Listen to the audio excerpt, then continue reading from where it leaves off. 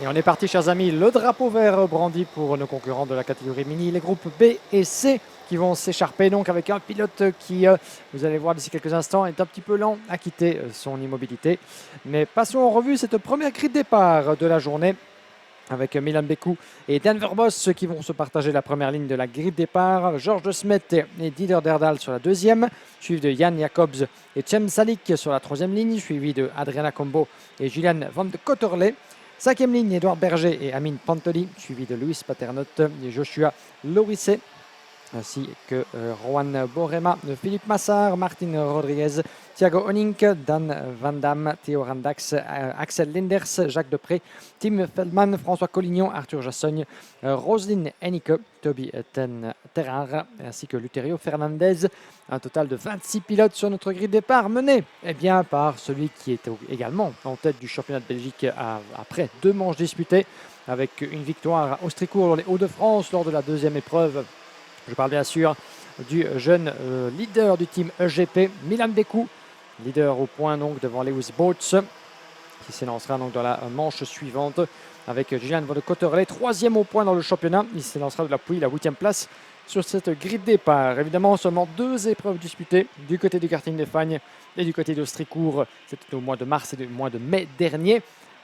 Généralement, la période estivale est propice à la Home of Champions avec 2 épreuves d'affilée, la 3e et la 4e. Et puis, bien sûr, comme vous l'avez dit, Alex, la 5e manche sera l'occasion d'un retour aux sources du karting belgo-belge à Spa-Francorchamps à la moitié du mois de septembre, avant la grande conclusion, la grande finale très attendue du côté de Mariembourg pour clôturer cet exercice 2025. On en est encore loin, évidemment, avec une journée de compétition, une demi-journée de compétition qui s'annonce haute en couleur, à commencer par ces mini.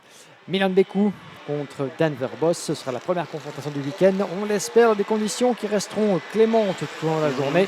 Cette course est déclarée wet race, ça veut dire que compte tenu du fait que la météo est un petit peu incertaine pour les prochaines heures, la direction de course et notre directeur de course Dave Ridson a décidé d'allouer les compétiteurs le choix des pneumatiques en fonction de l'évolution des conditions. Sachez que chacun des concurrents, à part évidemment dans les catégories mini et mini rookie qui n'ont pas droit de passer des pneus pluie dans de telles conditions, pour les autres, ce sera en fonction de si la pluie s'invite ou pas. So, get ready to race here for day 3, round 3 into the tram lines. Revs are up. And we are underway here for the first of 3 mini heats as Denver Boz fires it to the outside into turn 1. Milan Beku retakes the lead. Did it to Dale as we've had one have come a bit of a cropper going into turn 1 on the runoff area on the exit of the corner. But Milan Beku looks like we have possibly did it to Dale up into P2. Denver Boz is now down in about 5th, 6th position as they head down the Europalan for the first time. And look at the scramble here for third place, side by side, 2 by 2 Noah's Ark style as they frantically jockey for real estate through on the tarmac here from turn 6 to 9. It was a scramble and a half there, Guillaume, but everyone has pretty much come out of it unscathed. Oui, en effet, avec quelques petites anicroches dans l'enchaînement du premier virage, mais ça se passe plutôt bien pour ce premier tour. Il y en aura donc 10 à couvrir pour nos concurrents de la catégorie mini B contre C. Ce qui signifie que nous n'avons pas encore les pilotes les plus rapides de l'exercice qualificatif dans cette classe, qui avait vu justement la pole position tomber dans l'escarcelle de Lewis Boats, le jeune pilote Team Falcon. Ce sera pour la course d'après, alors qu'ils sont 3 côte à côte à l'approche du premier virage. En tête, Milan Beku et Georges de Smet en pleine explication là-bas et qui ont déjà creusé un bel écart de près de 2 secondes sur Julian Van de Cotterley. Et contact là-bas dans le reste du peloton, juste à la sortie du virage numéro 3. J'en ai peur.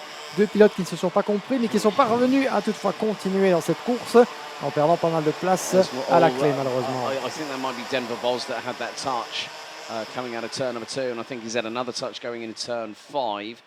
Now, the drivers that were affected, Joshua Lorison and nouveau contact là-bas. Oh no, that is off of turn 6, 7, 8, and 9. So that driver is now the grass is still actually quite wet from the overnight rainfall that we've had. So the circuit's going to be a little bit green, a little bit greasy. But Milan Beku and George Desmay have pulled away into the distance. They come around to complete lap number 2. The gap between the pair is just over a quarter of a second. Julian Van der Cottelet up 5 places ahead of Didier Dali. Jan Jacobs rounds out the top 10, and it was actually yeah, Sam Sazlik and Denver Boz that had that secondary contact, and Sam Sazlik has dropped all the way down to last position. I don't think he's made it through to complete lap 2, so Sam Sazlik may be an early eliminated driver in this race, but we still have just under 6.5 minutes to go.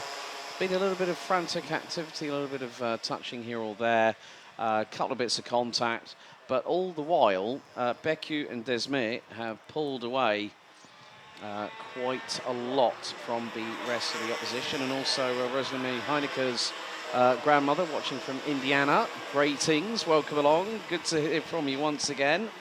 So Rosalie May Heineke moving into new team colours for this season as well.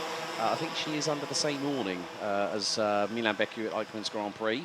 So she's been racing elsewhere, was racing elsewhere where she was on course for a top 5, but unfortunately had an incident in the final. So Rosalie May Heineke currently 29th in the championship standings. So let's see how she gets on over the course of the race. And Sam Sazlik is now our first official confirmed retiree in this opening heat out of 3 for the mini classification. 5 minutes 30 et un tour jusqu'au drapeau damier. Et double bataille pour l'instant qui font rage pour la première place entre Milan Becu et Georges de Smet 1 et 2.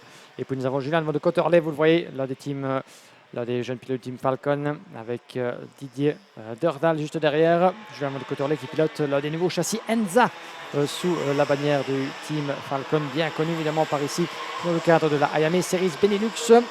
Didier Derdal très très proche là-bas. Pourrait-il tenter éventuellement une première tentative, une première manœuvre de dépassement dans le dernier virage? Il n'en est rien. Ils attendent évidemment le bon moment pour éventuellement inverser les positions. Vous avez un écart un peu plus conséquent. Jan Jacobs en 5e place. Il a lui-même 4 secondes de retard sur la tête de course, mais un avantage 1 seconde.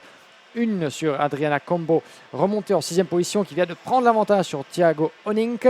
Et puis nous avons juste derrière Amine Pantoli, 8e, suivi de Philippe Massard et Luis Paternotte qui s'invite dans le top 10 avec quelques dixièmes d'avance sur Édouard Berger. Toby Terrar, malheureusement, qui n'a pas eu l'occasion de signer un chrono en qualification, il va être occupé à nous gratifier d'une superbe remontada. 13 places de gagné jusqu'au 12e rang pour le jeune pilote néerlandais et quelques autres remontées également dans le reste du peloton. Mais en tout cas, voilà qui certainement ne fera pas forcément plaisir à son train de pneus, puisqu'on rappelle que tous les concurrents disposent d'un train et demi jusqu'en finale. Ça veut dire que des qualifications au travers des manches jusqu'à la dernière course, ils ont 6 pneus avec lesquels jouer. Et ça va de même également pour les pneus pluie en cas d'une averse. Mais donc la gestion du pneumatique, on ne dira jamais assez, un des facteurs cruciaux à prendre en compte pour non seulement être constant dans la performance tout en allant chercher un gros résultat. Alors que devant, l'écart semble légèrement augmenter. Milan Becu qui nous signe le meilleur tour en course et qui creuse un petit écart d'une demi-seconde sur Georges Schmitt. Alors que derrière, c'est toujours la solide explication entre Van de Cotterley et Didier Derdal. Yeah, Toby Terhar ran under the IPK Praga colours last year, now under the blue and orange of Fusion Motorsport Benelux this season and running on the Kart Republic chassis, not able to take part in qualifying. Luterio Fernandez, unfortunately excluded in qualifying earlier on, has made some steady progress. Right, 8.77. Jacques Depré has just been given a 5-second time penalty for the wrong starting position, and the number 800 of Luterio Fernandez has just been given a black and white warning flag by race control. We've got 3 minutes to go, and it's Becu versus Esme. Van der Cotterlet and Dardale having a great battle in 3rd and 4th.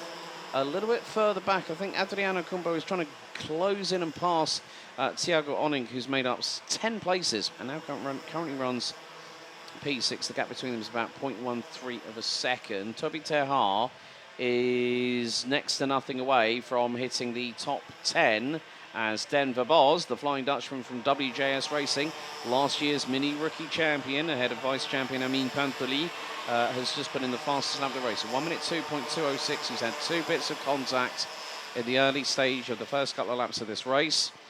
But the Flying Dutchman trying to make a resurgence over the course of the next 2 minutes plus an additional lap. And it's great. We always get some great racing with the mini and the mini rookies. It's quite lovely that when they're quite young to the sport, but they still want to learn, and by these little adventures that they have, every circuit we go to, they learn every single time they go out on circuit. So that takes into consideration how their setup's going to develop over the course of the day. Oh. And here comes a move. Didi Didale alongside Gillian van der Cotelet. Slingshots past, easy as you like, through into T1. That is P3 for the Belgian. Bien joué de la part, effectivement, de Didier Derdal qui a pris l'avantage sur Julien van de Coterlet pour le gain de la troisième position. Le pilote numéro 898 là-bas, qui représente évidemment les intérêts de Belgium Racing et qui va se glisser en troisième position. En bonne distance évidemment du duo de tête toujours formé de Milan Beko et Georges Smet. Le petit de Smet qui n'a pas dit son dernier mot, 6 dixièmes de retard seulement après une poignée de tours, après 7 tours de bouclé. Rien n'est encore joué donc pour le gain de la victoire. Le tout c'est de savoir si Milan Beko va pouvoir résister longtemps à son adversaire. Alors que nous avons la bagarre qui fait rage toujours entre nos deux protagonistes pour le gain. La troisième place également, Van de Coterlet, Didier Derdal. Les deux leaders dans le dernier virage, Van de Coterlet qui reste sagement derrière pour l'instant. On lance au châssis Enzacar de Team Falcon.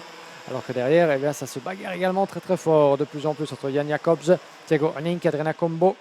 Et puis Armin Pantoli, Luis Paternotte qui a gagné une position. Et Toby Denrar qui continue de grimper. Et qui au moment où j'en parle, eh bien, vient de glisser en 10e position. 15 places de gagnées par Toby Denrar, le pilote néerlandais. Et Luis Paternotte qui est également passé avec Denver Boss en 9e position. Le champion 2024 mini rookie, vous l'avez dit, Denver Boss, qui n'a pas forcément l'entame de week-end qu'il aurait souhaité. 7 places de perdu au cours de cette manche alors qu'il s'est lancé depuis la première ligne de la grille. Quelques petits boulons à resserrer là-bas pour Denver Boss, on y reviendra. Alors que nous sommes dans l'avant-dernier tour. Et le changement pour la troisième place. Et voilà Julien de Coterlet qui glisse à la corde de Didier Derdal. C'est dans l'épingle numéro 10. Et la réponse de Derdal, elle ne se fait pas attendre. Dans le virage de la tribune, juste avant le podium, eh bien, il ne pouvait pas mieux choisir son endroit pour faire le spectacle. Didier Derdal qui reprend la troisième place. Ça va nous valoir un beau balai de changement de direction certainement jusqu'au drapeau à damier. Nous rentrons dans le dernier tour. Ça change encore côte à côte. Voilà qui va nous valoir un dernier tour haut en couleur entre ces deux-là. Didi Didale keeps it pinned to the outside. It's sort of like the Chuckle Brothers. To me, to you, to me, to you. Kind of comedy routine. Thank you very much, Bruce Van Amber, for mentioning about the lower graphics. We have got some new graphics for this weekend. They are still ironing out some kinks, let's say. So just thank you very much for that. We will report back to HQ on that one. But keep your eyes on the left top corner of your screens, folks. That's where the top 10 is being indicated. But we're on the final lap at the moment, and Milan Beku has pulled away to the tune of 1.1 seconds from George Desmay as this battle royale between Didier Didale versus Julien van der Cotelet continues onward as they come through out of turn number 11.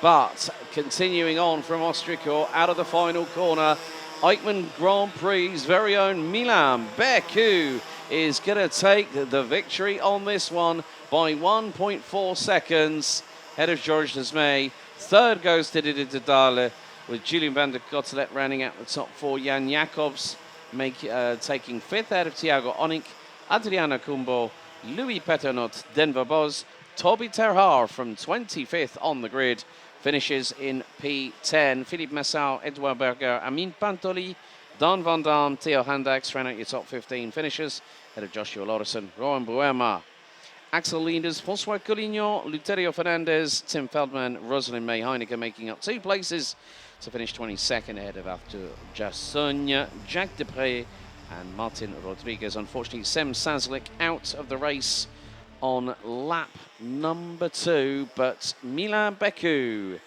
continues his winning ways after taking the victory in the final back at round 2 in Austricourt in May of this year.